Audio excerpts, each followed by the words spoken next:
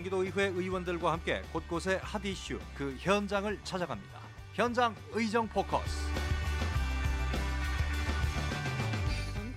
안녕하세요. 프로듀서 최미근입니다. 최근 김포시는 한강 신도시 건설이라는 대규모 사업으로 새로운 도약을 꿈꾸고 있습니다. 하지만 접경지역이란 특징 때문에 그동안 군사기지 및 군사시설보호법 등 다양한 규제로 인한 제약을 받아왔는데요. 이 접경지역이란 곳은 민간인 통제선과의 거리와 지리적 여건 등을 기준으로 접경지역 특별법으로 정한 지역을 말합니다. 하지만 이 접경지역 특별법에 실질적이고 적극적인 지원이 이루어지지 않아 이 접경지역에 사는 주민들의 불만은 점점 쌓여만 가고 있습니다. 과연 이 접경지역 특별법은 무엇이고 또 접경지역의 발전을 저해하는 규제에는 어떤 것들이 있는지 현장 의정 포커스. 오늘은 경기도의회 이계원 의원과 함께 김포시로 가보겠습니다.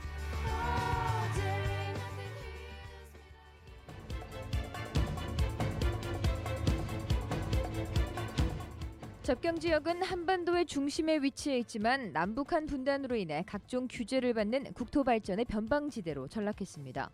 이곳은 수도권 정비계획법과 군사시설보호구역 등 10개 이상의 중첩된 규제로 인해 개발 기회마저 제한된 상황인데요. 하지만 최근 이 접경지역 특별법이 우선할 수 있도록 접경지역 발전특별위원회를 구성했다고 합니다. 이 특별위원회의 역할은 무엇이고 또 앞으로의 계획은 어떻게 되는지 현장 취재 강성민 리포터가 이계원 의원과 만나봤습니다. 이계원 의원님 반갑습니다. 먼저 경기방송 청취자분들께 인사 말씀 부탁드리겠습니다. 안녕하십니까. 경기도의회 이계원 의원입니다. 경기도의회 접경지역발전특별위원회 위원장을 역임하게 됐습니다. 접경지역발전특별위원회 어떤 목적으로 구성이 됐나요? 경기도의 접경지역 주민들은 2011년 5월 19일 접경지역 지원특별법이 전부 개정되어 실질적이고 적극적인 지원이 이루어질 것으로 기대하였으나 군사기지 및 군사시설보호법, 국토기본법, 수도권 정비계획법에 적촉될 경우 각종 지원을 제한할 수 있도록 규정되어 있어 여전히 제약 요인이 많은 것으로 나타났습니다. 또한 재원 조달 방법도 각종 기금을 사용하도록 되어 있으나 실효성이 없고 유명무실한 실정입니다. 이에 접경지역 지원특별법을 지역 발전을 저해하는 다른 법보다 우선할 수 있는 진정한 상위법으로서의 역할과 기능을 할 수 있도록 법령 개정을 요구하고 접경지역 발전 종합계획에 대한 지원 상황 점검과 특별법상 규정된 각종 예산이 실질적으로 확보 지원될 수 있도록 하기 위한 목적으로 2012년 7월 26일 경기도의회에서 접경지역 발전특별위원회를 구성하게 되었습니다. 개발 제한이란 이유로 접경지역 주민들은 그동안 재산상의 피해를 받아왔습니다. 이에 특별위원회를 구성하게 됐는데요. 이 특위가 앞으로 어떤 활동을 할 것인지 경기도의회 이계원 의원의 설명입니다.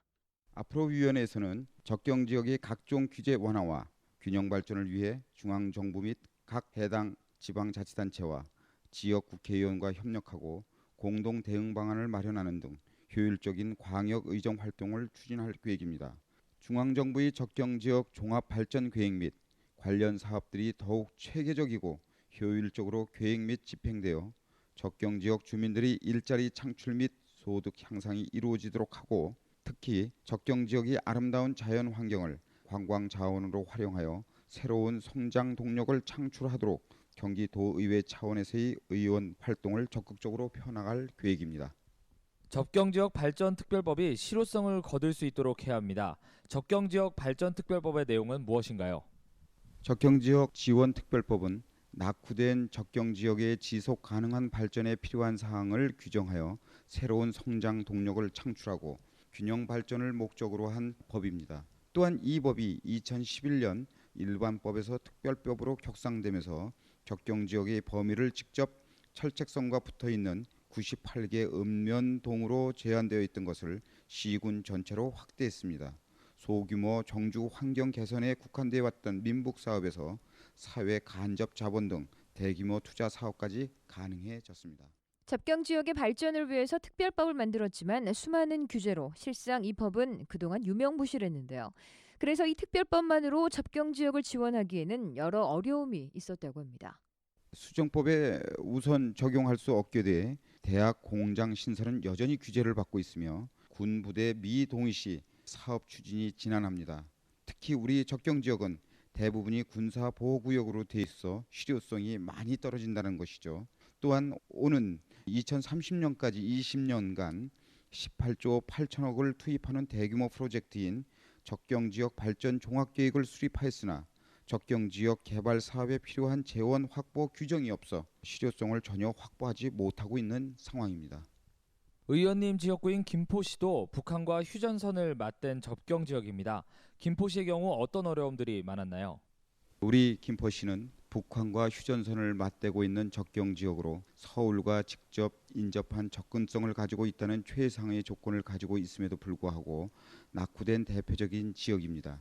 현재 김포의 89%가 군사보호구역으로 지정되어 있으며 전 지역이 수도권 정비계획법으로 규제받는 등 중첩 규제를 받고 있는 실정으로 최소한의 생활 필수 시설인 화장실이나 축사마저도 군과 협의를 해 설치가 가능할 정도로 삶의 불편은 계속되고 있습니다. 실로 주민들이 겪는 어려움은 이뿐만이 아니었습니다. 가장 큰 근심거리는 바로 교통 문제였는데요. 계속해서 경기도의회 이계원 의원입니다. 시민들이 주로 이용하는 도로는 수시로 실시하는 군부대의 훈련으로 소음과 정체가 끊이지 않는 상황이죠. 특히 김포시의 접경 지역을 연결하는 해강한 도로는 국가 지원 지방도 78호선을 지정하였음에도 불구하고 경제성 등의 이유로 인해 국지도 5개년 계획에 미반영되고 있는 실정입니다.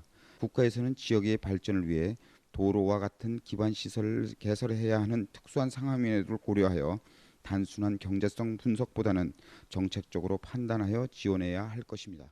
청장년층이 큰 도시로 떠나고 김포는 점점 노령화가 돼가고 있는 상황. 접경 지역의 발전을 위해 특별위원회는 하루빨리 실질적인 예산이 확보될 수 있도록 노력해야 할 것으로 보이는데요. 법의 근본적인 취지가 균형 발전인 만큼 접경 지역으로 포함된 시군에 대해서는 균형 발전을 위해 지원이 필요한 낙후 지역임을 감안하여 수정법의 적용을 배제하여야 합니다. 이를 위해 우리 위원회는 관련 국회의원, 자치단체장, 유기적인 관계를 구축하여 공동 대응할 계획입니다. 또한 접경 지역의 재정 자립도가 타 시군에 비해 부족한 만큼 접경 지역에서 추진하는 모든 광특 사업에 대해서는 국비 보조율을 80%로 끌어올려야 하고 이를 건의해 올리겠습니다. 아울러 경기도의 도비 보조율도 높일 수 있도록 위원회에서 건의할 계획입니다. 군사적, 지리적 특수성으로 많은 규제들에 의해 제약을 받고 있는 접경 지역인 만큼 이 경기도뿐 아니라 정부와 국회 차원의 협조도 필수적일 것 같은데요. 이에 대한 자세한 이야기 경기도의회 이계원 의원입니다. 중앙정부와 국회의 협조 없이는 접경 지역 발전 사업을 추진하는 데 한계가 있다고 판단하고 있습니다. 중앙정부의 협조를 이끌어내기 위해 경기도와 접경 지역 국회의원, 지방자치단체와 긴밀한 협조 체제를 구축하여 공동 대응해 나가야 할 것입니다. 접경 지역 지원 전담 조직을 경기도지사에게 건의하여 신설토록 하고 중앙부처와 국회의원의 협조를 이끌어낼 수 있도록 최선의 노력을 다할 것입니다. 또한 강원도와 인천시 의회와도 연계하여 접경 지역 발전에 공동으로 대응할 수 있는 체계를 만들어 나갈 것입니다. 김포시는 한강 신도시와 시내폴리스 등 다양한 개발 사업으로 앞으로 성장 잠재력이 높은 곳 중 하나입니다.